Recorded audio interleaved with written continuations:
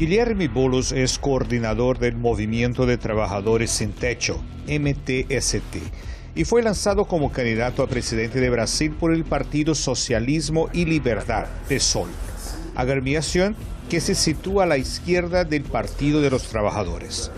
Formado en filosofía en la Universidad de San Pablo, Boulos tiene 35 años y es, antes de transformarse en líder del MTST, en su época de estudiante militó en la Unión de la Juventud Comunista.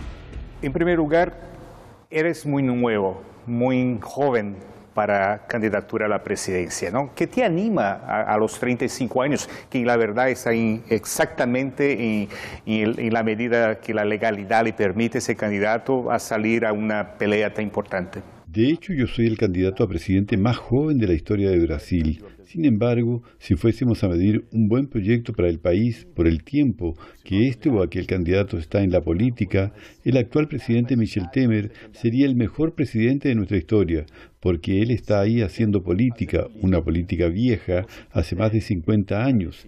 Y él es un presidente desastroso para el país. Lo que me anima es porque yo entiendo el desafío que Brasil está viviendo.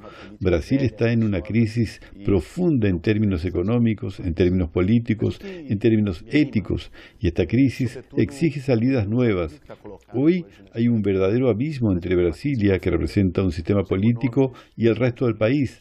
La mayoría de la población brasileña no se siente representada por esta forma de hacer política. Nosotros tenemos un Estado capturado por las grandes corporaciones, por los bancos, dando las espaldas para las mayorías. Eso hoy se traduce en una ilusión, en una esperanza, en salidas políticas para el país y llevar nuestra indignación para el dentro de la política. Hablaste de Temer en el sentido de su administración, pero recién salieron unos datos que hay más empleos, más de 60.000 nuevos plazas de empleo en el país. O sea, el desempleo disminuye. ¿No sería algo positivo? Estos datos necesitan ser cuestionados. Primero, Brasil está en un nivel de desempleo altísimo. El desempleo de jóvenes en Brasil llega al 30%. Pero eso sería culpa de la administración de Dilma Rousseff y menos de Temer, porque Temer está muy poco tiempo en el gobierno. Temer está hace 2 años y medio en el gobierno. Disculpe, hace 2 años. No se puede achacar el problema a la administración anterior. Nosotros tenemos una política económica de austeridad que genera desempleo, que disminuye los salarios de los trabajadores. Esa política está siendo impuesta de una manera salvaje por el gobierno Temer. Ahora, sobre los empleos, precisamos colocar otra cosa. ¿Qué empleos fueron esos? Los empleos generados en el último periodo son casi todos precarios, informales, de salario bajísimo, como resultado de la reforma laboral aprobada por el gobierno Temer, por ese Congreso Nacional que desreguló totalmente la protección a los trabajadores en el país. Boulos, Guillermo Boulos, presidente de Brasil. ¿Qué se puede esperar? Nuestra propuesta para el país es de cambios profundos, que en un primer momento pasan por 3 medidas fundamentales. Si nosotros ganamos esta elección, el primer día vamos a proponer para el pueblo brasileño un plebiscito, para que decida si quiere mantener o no las medidas adoptadas por el gobierno ilegítimo de Michel Temer. Temer aprobó. El plebiscito normalmente no ocurre en revolución, dictadura, guerra o... A no ser que usted considere que Suiza es una dictadura y que hace un plebiscito para decidir varias cosas, o California, que recientemente hizo un plebiscito para la cuestión de las drogas, o Uruguay, o varios otros países del mundo. Plebiscito es una forma de democracia, es lo contrario de una dictadura. Nosotros queremos que el pueblo pueda decidir. El Congreso no puede decidirlo todo, ni el presidente de la República. Usted tiene que ir allá y apretar un botón, confirmar un voto a cada 4 años y cree que la democracia termina ahí. Eso es un concepto superado de democracia. La participación de las personas tiene que ser una constante. El pueblo tiene que ser escuchado. De hecho, el PT cometió un error como parte de su política de alianzas, de componerse con varios sectores, como el PMDB, y colocarlo como vicepresidente. Pero nadie vota por el vice. Las personas votan en el presidente. Quien fue electa fue Dilma Rousseff. Dilma Rousseff fue derrubada por un golpe parlamentario, lamentablemente corroborado por sectores del judiciario. Un golpe que no colocó solamente a alguien que el pueblo no eligió. Esa cosa de golpe, Guilherme, ¿no es un mantra? Solamente para concluir, el pueblo no solamente no votó en Temer, pero sobre todo no votó en la agenda impuesta por Temer. Eso ayuda a definir la ruptura democrática que hubo en Brasil. ¿Por qué el artículo, y volviendo a la cuestión del golpe que se usa como expresión especialmente por la izquierda, el artículo 36 de la ley 1979/50, que es la ley del impeachment, es muy clara en relación a la cuestión financiera, especialmente cuando se comete fraudes, en el caso que es la acusación que fue en contra de ella para teóricamente ganar las elecciones de 2014. ¿Eso es golpe? Déjeme decirle una cosa. Dilma fue retirada bajo el argumento de pedalada fiscal, argumento que no fue comprobado. El Tribunal de Cuentas de la Unión después aprobó las cuentas. La propia Comisión de Presupuesto del Congreso Nacional no comprobó la pedaleada. Dilma fue retirada del poder por un bandido llamado Eduardo Cunha y que hoy está en la cárcel, un ciudadano ladrón comprobado que comandó una bancada parlamentaria para retirarla y colocar en el poder a un tipo como Temer, que es blanco de enormes acusaciones de corrupción. Un Congreso desmoralizado colocó a un presidente ilegítimo y yo llamo a eso de golpe. Cuando usted hace esa defensa al PT o por lo menos a los que eran candidatos o presidente del PT, ¿no va un poco de encuentro a sus intereses? Al contrario, yo hago una defensa de la democracia cuando digo que hubo golpe en Brasil, no queriendo decir con esto que yo aceptaba el gobierno de Dilma. Nosotros estábamos en las calles criticando las medidas de Dilma, que dígase, colocó a Joaquín Levy, un banquero, en su Ministerio de Hacienda. Nosotros debemos tener principios. La política no se hace por ocasión, por intereses oportunistas. Yo defiendo la democracia. Hubo un golpe en el país, así como está habiendo en este momento una persecución judicial a Lula. Divergencia con el PT, divergencia con Dilma, no me impiden tener una bandera de la democracia de pie. ¿Usted no ve que la política es que está tratando de cambiar las decisiones judiciales en favor de uno u otro? Mire, la justicia tiene que tener su independencia, su autonomía. Ahora la justicia no puede comportarse como un partido político. Cuando un juez comienza a hacer política, a usar el cargo para beneficiar a un partido o para perjudicar a otro, nosotros no estamos hablando más de justicia. Estamos hablando de una justicia politizada, partidarizada. El combate a la corrupción es esencial. No podemos ser conniventes con la corrupción. ¿Y usted no cree que Lula es un corrupto? Bien. La corrupción necesita de prueba, como cualquier proceso judicial. Hasta aquí no apareció ninguna prueba que involucre a Lula en caso de corrupción. Porque la acusación es de esconder patrimonio, o sea, no va a poder presentar pruebas. Pero eso es una cosa kafkiana. Usted dice esconder patrimonio. Entonces, que él compruebe que escondió patrimonio. No hubo ninguna comprobación material, no hay ni siquiera un contrato firmado con respecto a eso. Es una acusación que no tiene pruebas. Contra Michel Temer, existen grabaciones proponiendo obstrucción de la justicia y la compra del silencio de Eduardo Cunha. Ahí viene el foro privilegiado. ¿Usted acabaría con eso? Existen grabaciones contra Aécio Neves en el Senado. Existe foro privilegiado. La cuestión tiene que ser bien colocada, no es solamente el sistema judicial. No podemos hablar de foro privilegiado, pero podemos hablar luego. Ahora, lo que yo quería decirles es que existen pruebas contra una serie de políticos en el país y eso no se tradujo en prisión. No hay un solo tucano preso y varios no tienen foro privilegiado. Paulo Preto, que fue responsable por los esquemas de desvío en el gobierno del Estado de San Paulo por el PSDB, está libre, igual que varios políticos del PSDB sin foro privilegiado. Entonces la justicia no puede comportarse como un partido político. Cuando eso ocurre, perjudica la democracia. Digamos que esas personas que acabo de mencionar estuviera preso, entonces estaría bien también aprender Lula. No. La cuestión no es compensar, la condenación necesita de pruebas. Cuando hay pruebas, en cualquier lugar del Estado de Derecho tiene que haber un castigo. En el caso de Lula no hay pruebas. En varios casos, usted un comprobante, usted tiene una grabación, usted tiene imágenes de maletas con dinero encontradas en departamento de uno de los principales asesores de Temer. Esa es una prueba. Si apareciese una prueba contra Lula es una cosa. Hasta aquí no apareció Y de eso se trata. Ahora volvemos a la economía. ¿Quién sería entonces el ministro de Economía de un gobierno de Guillermo Burgos? Nosotros queremos cambiar radicalmente el proyecto de la economía para el país. Un proyecto direccionado para la igualdad social, para la inversión pública y para hacer una reforma tributaria profunda que sostenga una política igualitaria en Brasil. El sistema tributario brasileño transforma el Estado en un Robin Hood al contrario. El 51% de toda la recaudación de Brasil es impuesto sobre el consumo, en el que clase media pagan proporcionalmente más que los ricos. No hay un impuesto sobre las grandes fortunas. El impuesto sobre las herencias tiene una alícuota bajísima. No hay tributación sobre lucros y dividendos. Que hay en varios países. Que hay en otros países. Eso no es comunismo, ¿correcto?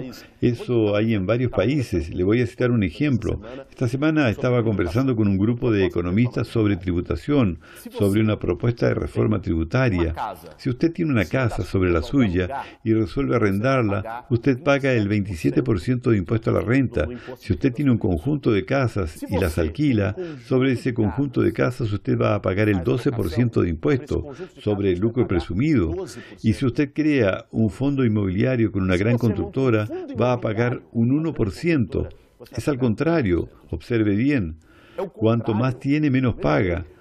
Usted tiene una cosa simbólica en Brasil, es escandalosa, que tiene que ser cambiada por razones pedagógicas y no tanto por razones de recaudación. Quien tiene un vehículo viejo al comienzo del año paga un impuesto. Quien tiene un avión ejecutivo, un helicóptero, un yate, una lancha, no paga un real. Y ahí dicen que no tienen dinero para hacer políticas públicas.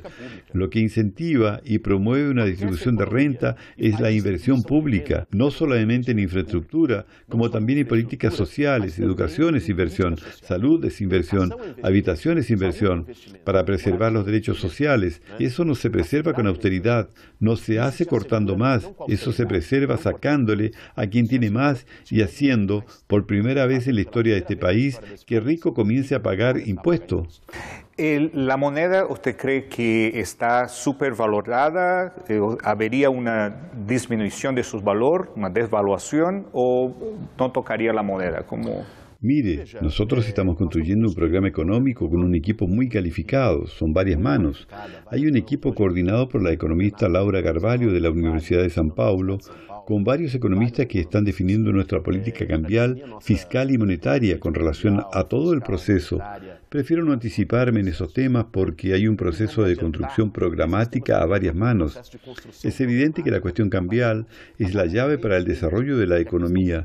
Un cambio sobrevalorizado genera dificultad para la industria nacional y nosotros tenemos que construir una configuración que proteja y valorice la capacidad de crecimiento económico endógeno en Brasil, que permita que la industria nacional tenga condiciones de competitividad y que el cambio no sea un elemento de destrucción de lo que Brasil tiene de parque industrial en relación a los productos que vienen de fuera. Ahora vamos a hablar un poco sobre política internacional y vamos a empezar por algo que es muy emblemático por no haber funcionado especialmente durante los años de izquierda de Brasil, que es el Mercosur. El Mercosur perdió su importancia y viró un foro de debate ideológico. No fomentó el negocio. ¿Qué piensa usted hacer sobre eso? Política externa no puede ser confundida solamente con una política comercial. Política externa también tiene que ser una forma de hacer integración. Integración en sentido geopolítico. Yo creo en una integración sur-sur. Yo creo en el Mercosur como herramienta, así como creo en la UNASUR, de la misma forma que acredito en una integración latinoamericana, en una integración de los países africanos. Eso pasa seguramente por la relación comercial. Los países tienen su pauta comercial de importación y exportación, y esa relación debe ser fortalecida y estrechada, pero eso tiene que pasar también por la integración soberana, por la integración política. Es innegable que nosotros tenemos un sistema de estados en el mundo que es un sistema profundamente desigual. Es innegable que la política externa de los Estados Unidos hiere constantemente la soberanía de América Latina. Nosotros precisamos organizar el eje sur, y yo creo que esta política externa es la política más correcta, y en ese sentido el Mercosur debe ser fortalecido. A todos los candidatos yo pretendo hacer la misma colocación, a los que ya fui entrevistado ya lo he hecho, que es la cuestión de la espalda que históricamente Brasil ha dado a los países latinoamericanos de sus fronteras, especialmente de América del Sur. Ha siempre puesto su mirada a Europa, a Estados Unidos y la espalda a ellos, ¿no? Excepto, para ser justo, la administración de Lula da Silva, que hizo una cierta integración, que nos dio la continuidad a seguir. ¿Piensa usted corregir ese error y mirar hacia los países hispanos? Claro, eso es esencial. Son nuestros vecinos más próximos. Tenemos una identidad histórica y una identidad de pueblos. Nosotros necesitamos estrechar esas relaciones, no solamente en el Mercosur, como con el conjunto de América del Sur y de América Latina. No podemos volver a esa época en que un país hablaba fuerte con Bolivia y suave con los Estados Unidos. Lamentablemente, el gobierno de Michel Temer, con una política externa rebajada, retomó ese tiempo sombrío. Necesitamos construir más y más integración económica, integración política, integración social, integración cultural con nuestros vecinos. En nuestro gobierno, eso sería prioridad de la política externa. ¿Hay razones para el brasileño tener temor, duda sobre una posible administración de un partido de izquierda más radical como los de ustedes? Yo creo que los brasileños están con mucha razón para tener temores en relación a lo que está sucediendo hoy en el país. Tienen esos temores porque el gobierno de Temer tiene el 3% de aprobación social y es rechazado por el 97% del pueblo brasileño y hace una política absolutamente antipopular. El pueblo brasileño quiere cambios. Nosotros tenemos un proyecto de cambio osado, firme, que coloca el dedo en la llaga, que va a acabar con los privilegios. Si hay alguien a quien temer, es a nuestro gobierno. Y ese es el 1%, el 99% no. Ahora la casta del 1% que históricamente manda por aquí, que esfola a la mayoría del pueblo, que impone leyes solamente para sus intereses, que mantiene un sistema político que no funciona más, esos sí pueden sentirse amenazados con nuestro gobierno. Por hablar en amenaza, ¿cuál es el principal desafío que tiene tu candidatura? Nuestra candidatura tiene el desafío de presentar un proyecto que, como ya dije, tiene como centro el combate a la desigualdad, pero que también rescate lo democrático. Nosotros estamos en un momento grave de la historia brasileña, un momento en que las personas no se sienten representadas por la política y tienen razones para eso. Es un momento en el que el modelo de gobernabilidad se agotó. Hace 30 años se acabó la dictadura militar y hubo la Constitución del 88 y se viabilizó un sistema político que tuvo el nombre de Nueva Política. En ese momento nacía. Hoy ese sistema está muriendo. Ese sistema político no consigue responder a las cuestiones fundamentales de la sociedad. Se trata de profundizar la democracia y traer el pueblo para el tablero de las decisiones. No puede solamente haber elecciones de 4 en 4 años y la participación política resumirse a esto.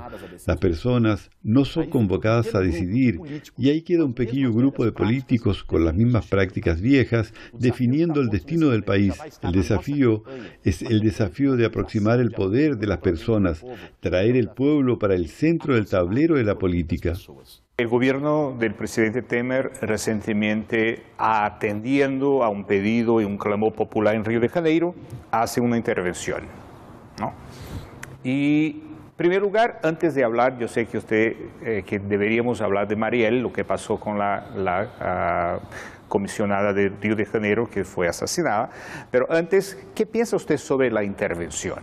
Mire lo que fue hecho con Río de Janeiro. Esa intervención es grave. Vea, primero militarizar, pero no resuelve el problema de la seguridad pública, dentro de la lógica de la llamada guerra a las drogas, que es una política internacional promovida por los Estados Unidos, que realizó ocupaciones de favelas por parte de la policía. El ejército ya estuvo en Río en una ocupación de favelas durante el gobierno de Dilma, y eso solamente generó más muertes.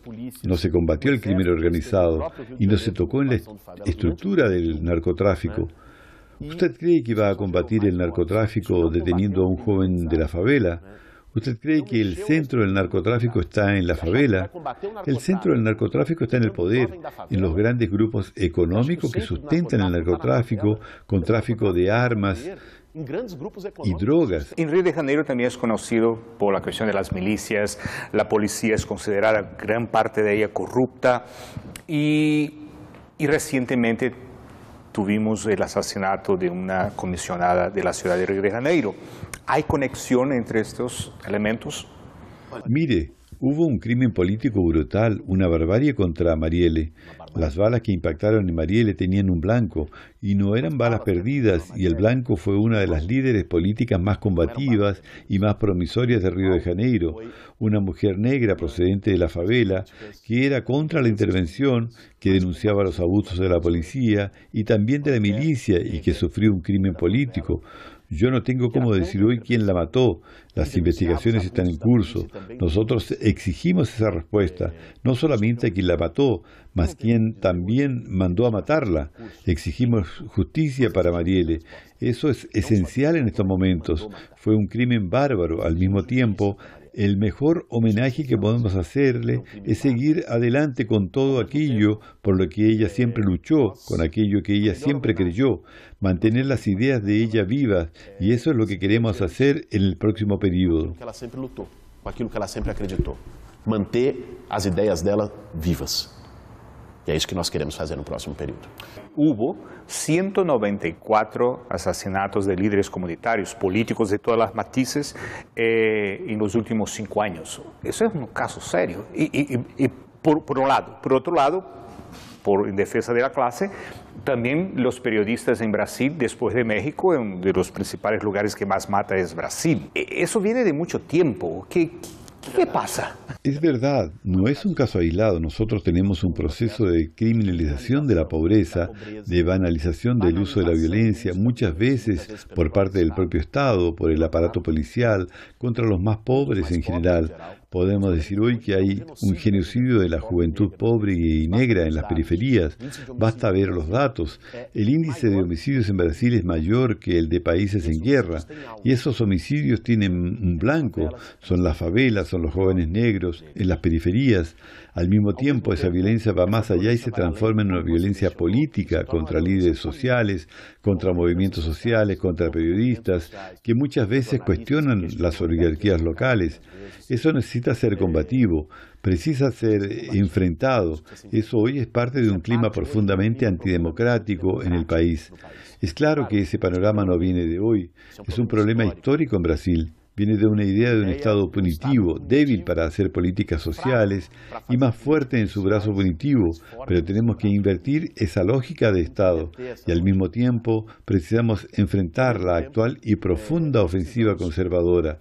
Tenemos una onda de intolerancia, de odio, de negación de derechos, de falta de respeto a las causas, de homofobia, de machismo, de racismo, que hoy está representado por la figura inocua de la política brasileña que es Jair Bolsonaro, candidato a presidente de la República. Es un verdadero bandido, un criminal que defiende la tortura. Defendió en el Congreso Nacional un torturador que torturó incluso a la expresidente Dilma, que hizo apología al estupro, procesado, condenado por crímenes de racismo, que llegó a dar una declaración absurda en que su solución para el narcotráfico era llegar a la mayor favela de Brasil, La Rocinha, y decir que si no saliesen iría a ametrallar la favela. Un tipo como ese necesita ser enfrentado. Que chegou a dar uma declaração. Usted tocó un tema interesante, porque al mismo tiempo que ese candidato tiene estas características que usted dice tener, él está en segundo lugar en las encuestas.